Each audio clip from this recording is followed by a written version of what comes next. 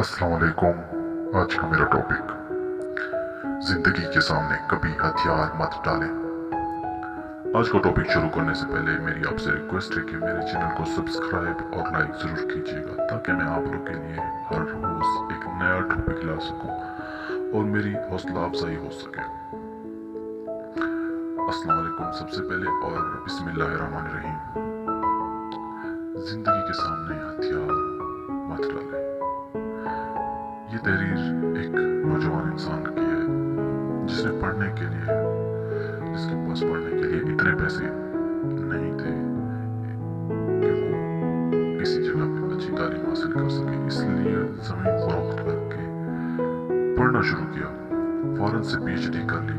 वापस जब आया तो बहुत काबिल था। सोच रहा था कि इतना पढ़ लिया है, अब तो सदर के बाद सबसे बड़ी कुर्सी मुझे मिलेगी। काफी अरसे नौकरी के लिए दफ्तरों की खाक छानी, नौकरी नहीं मिली। कुछ तो करना था, इसलिए एक कार सर्विस स्टेशन खोल लिया। रिश्तेदारों ने खूब मजाक उड़ाया, मगर मैं अपने आप को और घर वालों को तसल्ली देता रहा कि सब बेहतर हो जाएगा।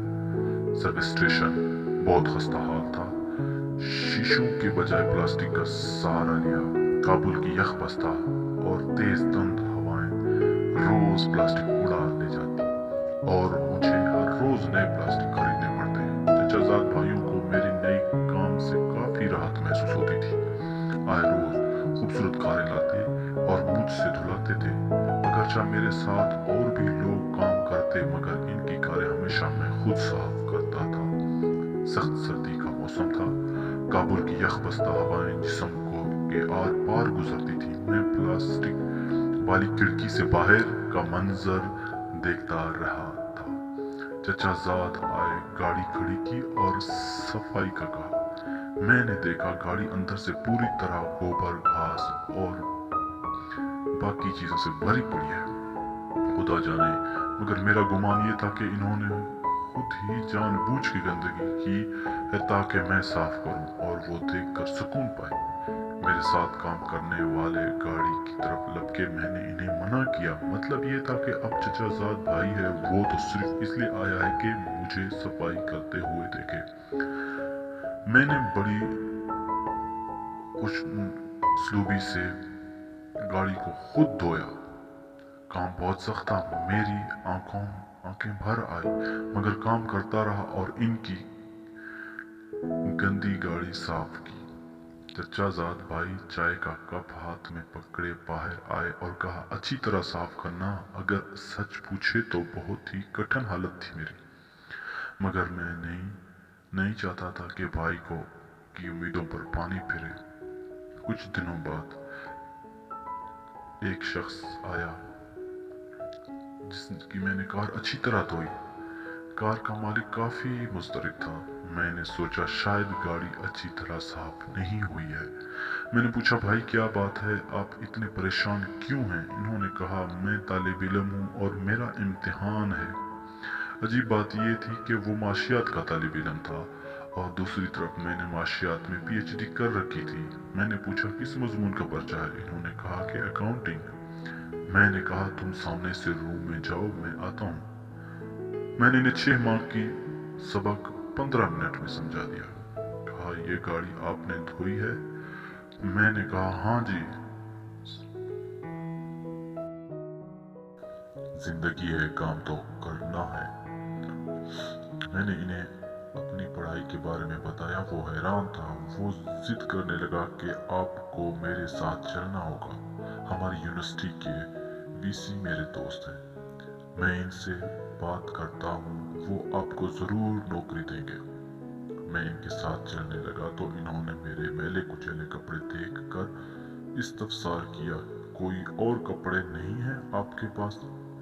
मैंने कहा, नहीं, मुझे पता है नौकरी किसी ने देनी नहीं, ये तो बस आप जिद कर रहे हैं, इसलिए तुम्हारे साथ जाने लगा।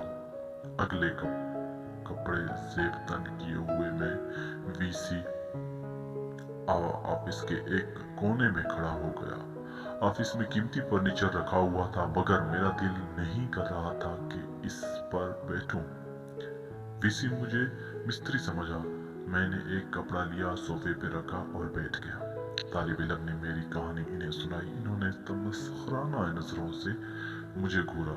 जान छुड़ाने की खातिर इन्होंने कहा, तुम डेमो के लिए तैयारी करो, हम तुम्हें कॉल करेंगे। मैंने कहा, मैं अभी भी डेमो के लिए तैयार हूँ। इन्होंने मेरा ये अंदाज अच्छा नहीं लगा, मगर फिर भी इन्होंने फोन उठाया, सब टीचरों को इस क्लास रूम में बुलाया और इन्हें कहा कि डेमो है तो आ जाए। इन्होंने मुझे एक मार्कर पकड़ाया, मैंने 2 मार्कर और मांगे। क्लास पूरी भरी थी। मैंने सलाम किया। मेरे कपड़े देखकर तमाम तलबा मुस्कुरा रहे थे। हुक्म हुआ, आप डेमो शुरू करें। मैंने कहा, किस मजमून पर लेक्चर दूं?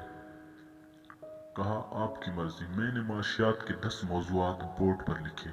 मेरी खूबसूरत लिखाई बोर्ड पर काफ़ी भली दिखाई दे रही थी। मैंने कहा, इसमें से कौन से मौजू पर बात करूं? इन्होंने कहा, दूसरे नंबर वाले टॉपिक पे। मैंने इस मौजू को मजीद क्लासीफाई किया, फिर इनकी तरफ देखकर कहा, अब इनमें कौन सा मौजू ठीक रहेगा? पूरा बोर्ड भर दिया। 2 साथ जोड़े हुए बोर्ड भी भर गए।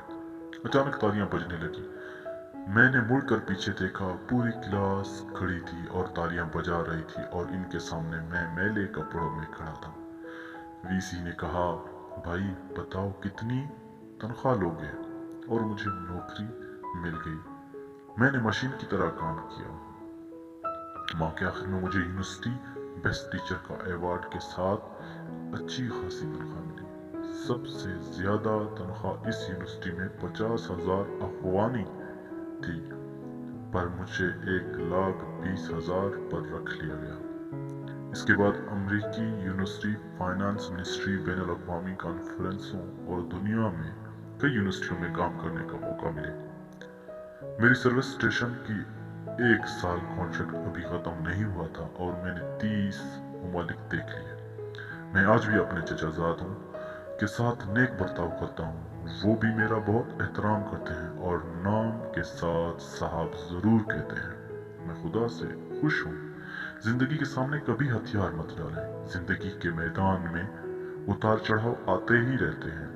हमेशा आने वाली कल के लिए पुरुम्मीद रहें। कभी कोई काम करते हुए शर्माते नहीं। जिंदगी में कोई काम छोटा और बड़ा नहीं होता, अलबत्ता काम के तरीके छोटे बड़े होते हैं। बहुत मेहरबानी। अल्लाह हाफिज।